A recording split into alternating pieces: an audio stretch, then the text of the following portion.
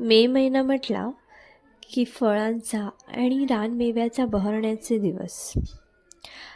त्याच सिद्धांताला लागून आमच्या घरामागचं पपई अगदी बहरून आला होता. आत्या काका त्याची निगराणी करतात आणि हे मेहनतीचं फळ त्यांच्याच कृपेने आम्हाला मिळतं. काकाने आम्हाला पपई काढून दिले आणि आत्याने ताटामध्ये घेऊन ते कापून आम्हाला फोडी करून दिल्या. आमचा देवांसुद्धा ते पपईच्या वासाने हळूहळू पपई काढण्यासाठी खेळता खेळता आला. पपईमध्ये बघाल ना तुम्ही तर एवढ्या काळ्या बिया आणि एवढं ओरिजिनल स्ट्रक्चर होतं ना त्याला, कुठेही केमिकलचा अवशेष दिसत नव्हता. आणि जेव्हा जिभेवरती ती चव रेंगाळली ना, बापरे, एवढं गोड फळ. आणि एवढे खूप सारे पपई झाल्यामुळे आम्ही त्याचा रस काढायचं ठरवलं.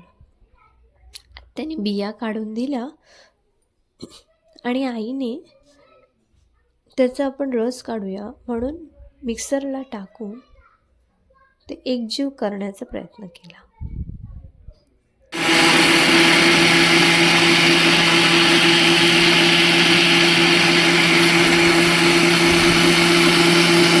त्याचं सुंदर असं स्मूदी टेक्स्चर